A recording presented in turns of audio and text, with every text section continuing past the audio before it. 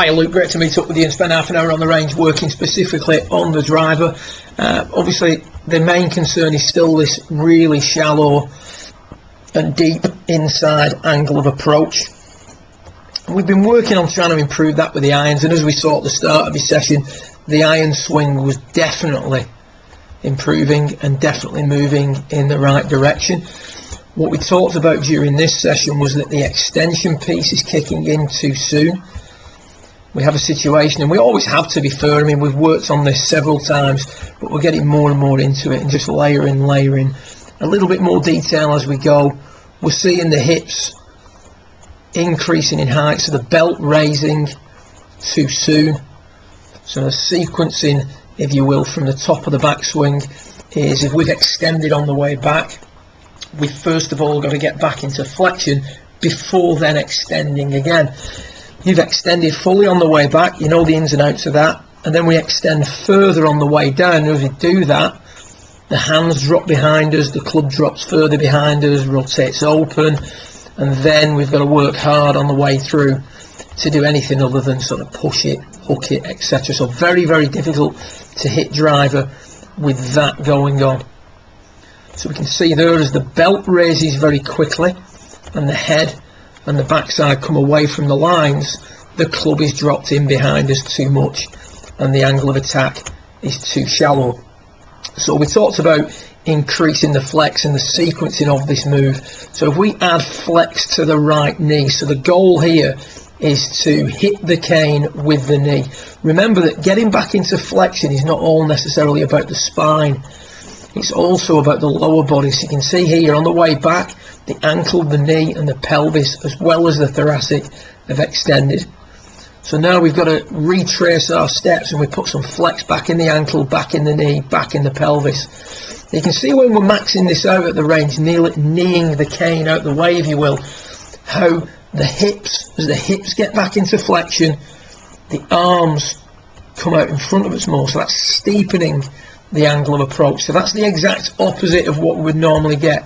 Normally we would get the belt lifting, the head and the butt moving away from the lines.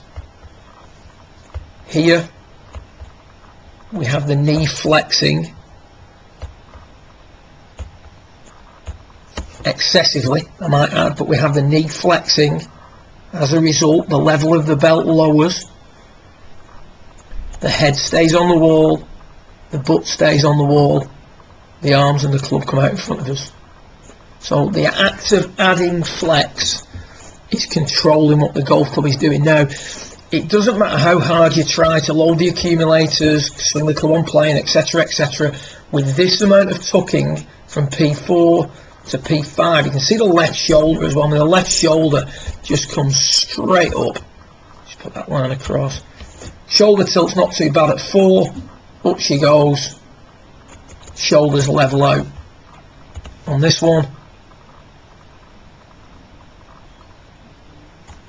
shoulder tilts a little bit more upright in the rehearsal swing. You always tend to be that way, but you can see now as you flex forward, the shoulder tilts are maintained, everything's back into flexion. So that's really the key. We did also block the inside with the box. This is a drill that's in the book. If you have a little read of the book again, put a box down on the inside, and again just encouraging you to attack the golf ball less from that inside approach.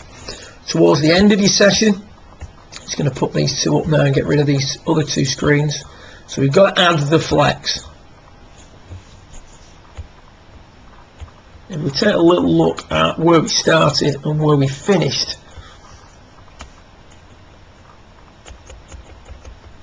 so belt raising too quick, head and backside coming off the wall way too much.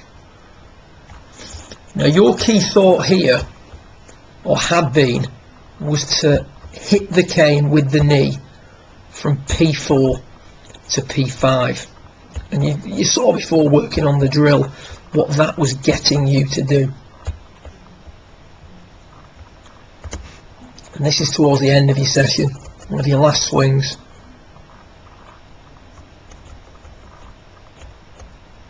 Now the way I would look at that is, Is it the finished article? No. Were you hitting the driver a little bit more solidly?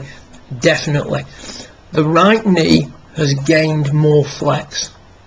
So from 4 to 5, after the right knee straightened and extended during the backswing, it's got back into flexion. As a result, the pelvis gets back into flexion a little bit more. As a result, the belt doesn't raise as quickly. Consequently, the left shoulder doesn't lift up anywhere near as much. The hands don't get as deep. The elbow is more in front of us at P6. The club is more lining up at P6. Still too much inside. You can still see there that the butt and the head have come away from the wall, so we still need to flex more. But the act of flexing forward has started to control our approach into the golf ball. Coming much less from the inside. Striking the middle of the club. Shoulders square at impact.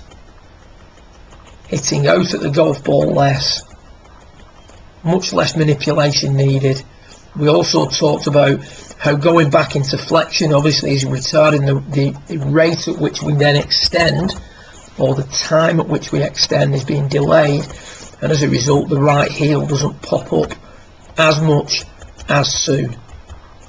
So what I would say is we need more of the same thing. If you go to the range hitting balls, you need the cane on the knee as per the footage on the right, and what you also need to be doing is lots of rehearsal swings where we're really putting the flex back in that right knee as per the footage I was showing you before when we had the 4 screens up on the top right, learning what piece is going to bring that club back into line. So added flexion has improved the P6. We were here, obviously we're now here, and we'd like it to be there ultimately going into the rest of the season. Good luck with it, and look forward to working with you in the coming weeks. Well done.